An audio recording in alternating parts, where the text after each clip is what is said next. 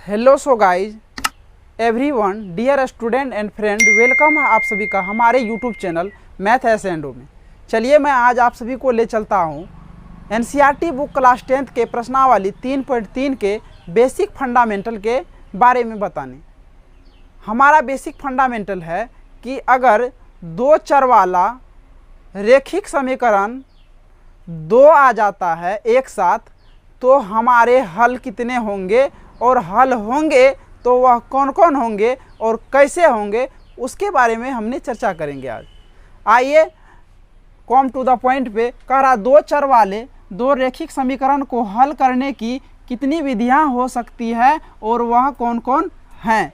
तो हम क्या करेंगे, आंसर में लिखेंगे, क्या आंसर में लिखेंगे कि जब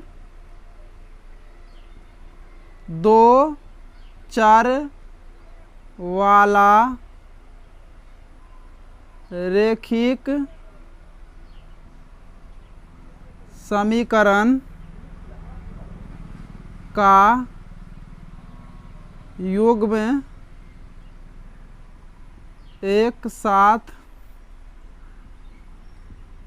आता है तो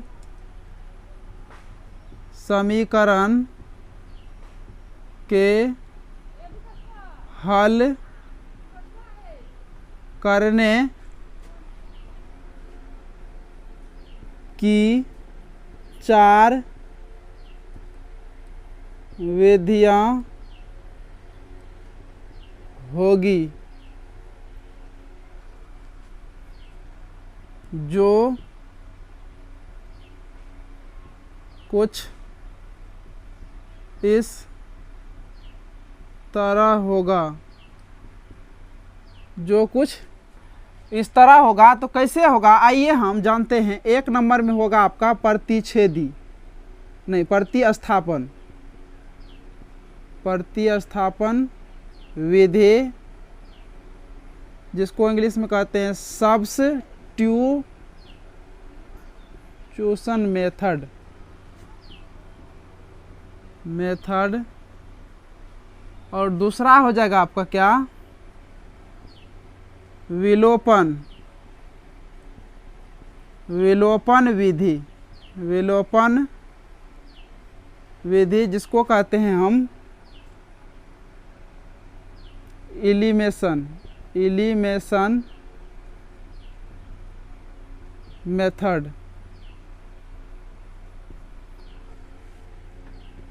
तीसरा है आपका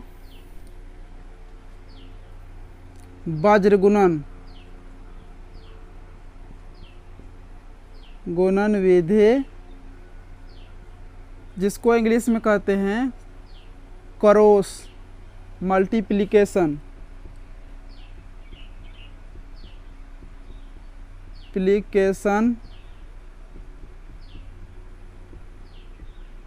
मेथड। और चौथा है आपका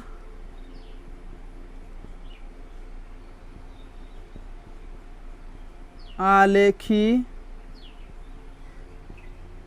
विधि, जिसको कहते हैं ग्राफिकल मेथड। ये है आपका प्रतिस्थापन विधि, विलोपन विधि, वज्रगुणन विधि, आलेखी विधि, substitution method, elimination method, cross multiplication method, graphical method. ये चार मेथड है आपका। चार तरह से आप क्या कर सकते हैं, सवाल को सॉल्व कर सकते हैं। अगर यदि आपका दो चर वाला रेखिक समीकरण का युग्म एक साथ आता है तो आप चार तरीके से हल कर सकते हैं, प्रतिस्थापन विधि, विलोपन विधि, वज्रगुणन विधि, आलेखी विधि से। तो सबसे पहले हमारा क्या है, एक नंबर में प्रतिस्थापन विधि है, तो हम सबसे पहले प्रतिस्थापन विधि पे चर्चा करेंगे। आखिर जानेंगे प्रतिस्थापन विधि किसे हल होगा, किसे कहते हैं। तो लिखेंगे प्रतिस्थापन विधि क्या है, ये एक हमारा क्वेश्चन हो गया। लिखेंगे आंसर में प्रतिस्थापन विधि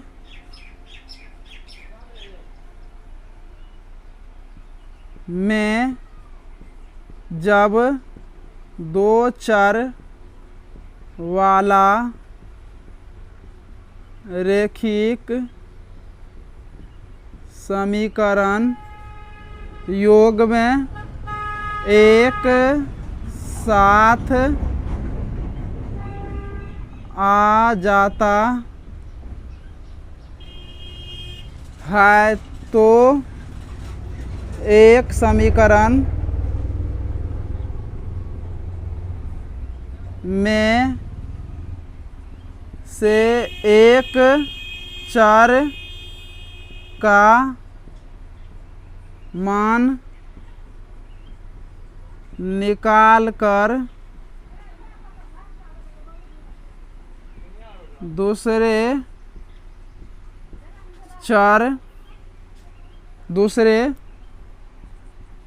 समीकरण में रखने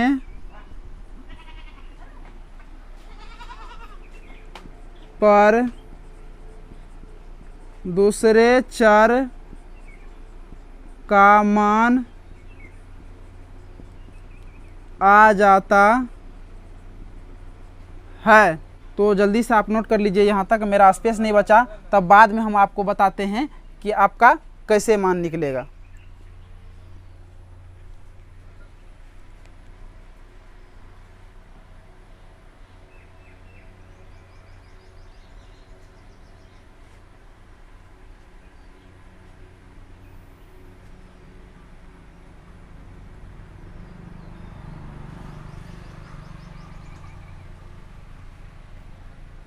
चलिए मिटा दें इसको, जान गए आप।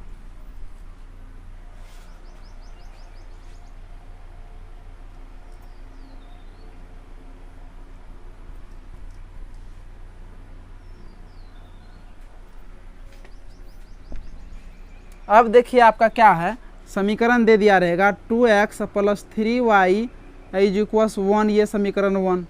इसके बाद 3x + 4y = 2, समीकरण 2। ये आपका दिया रहेगा, कहेगा इसे प्रतिस्थापन विधि से हल करें।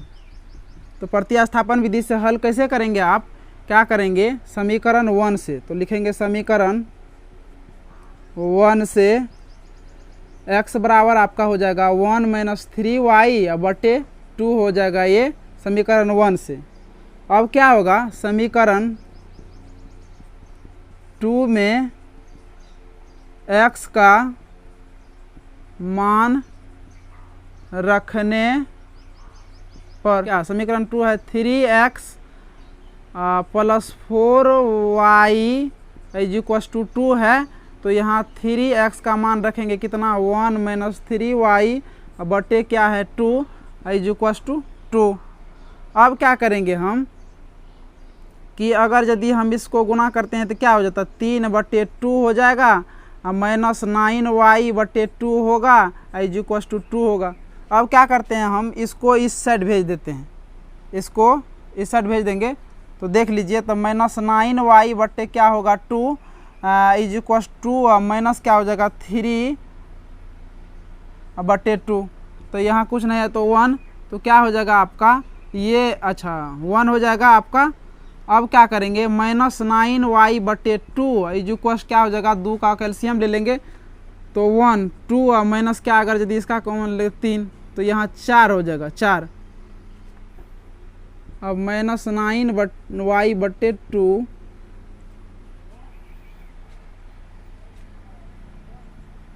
इधर कर लेंगे तो 1/2 हो जाएगा। अब ये माइनस यहाँ ये 2 कैंसिल हो गया, तो y बराबर क्या हो जाएगा, -1/9 हो जाएगा आपका, ये आ गया। अब क्या करेंगे, समीकरण